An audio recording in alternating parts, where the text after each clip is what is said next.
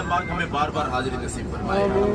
अपने लिए भी दुआ करते रहे, अपने घर वालों के लिए भी, और बिलखुसूस उन लोगों के लिए भी दुआ करें कि जिन्होंने आपको घर से चलते वक्त कहा था कि हमारे लिए भी दुआ करना चाहिए, कहा था ना, तो यकीनन आपने उनके लिए दुआ की होगी, की है कि भूल गया उनको, की है ना।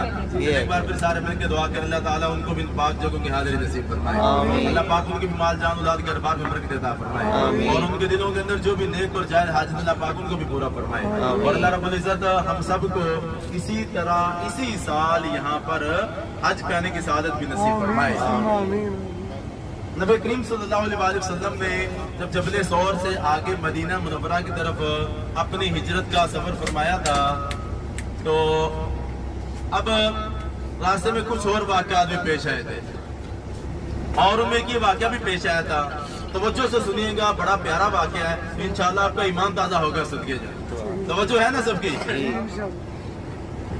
नबी करीम सल्लल्लाहु अलैहि वसल्लम जब जबल सौर की तरफ तशरीफ लेके, वो जबल सौर से आगे मदीना मुनव्वरा की तरफ तशरीफ लेके जा रहे थे, तो रास्ते में एक जगह आती है, उसका नाम है वादी कदीद। क्या नाम उसका? वादी कदीद। वहां पर एक बुढ़िया रहती थी, उसको उम्मे माबद कहते थे, उम्मे माबद के नाम से मशहूर थी वो। और उसका काम क्या था कि जो भी मुसाफिर वहां से गुजरते वो उनको खाना पानी बेचनी थी, यही उसका जरिया माश था जो है।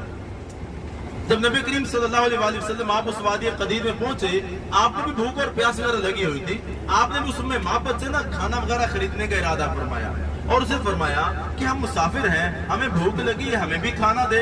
उसने कहा मेरा तो काम ही है लोगों को खाना पानी बेचना, लेकिन आज मेरे घर में खाने पीने के लिए कुछ भी नहीं है जो है। अल्लाह अकबर। जरा तसव्वुर करें कि नबी करीम अलैहिस्सलाम ने कितनी मुशक्कतें बर्दाश्त की है। हालांकि अगर आप चाहते ना तो आपके लिए जन्नत से खाने आ जाते थे। अल्लाह ताला ने आपको फरमाया था, महबूब अगर आप चाहें तो पहाड़ों को सोना चांदी करके ना आपको दे दूं, तो आप अल्लाह की बारगाह में मेरे मालिक मौला मुझे दुनिया नहीं चाहिए। अगर मैं भी बादशाह वाली जिंदगी गुजार गया, अमीरों वाली जिंदगी गुजार गया, तो फिर मेरी उम्मत के गरीबों को कौन तसल्ली देगा?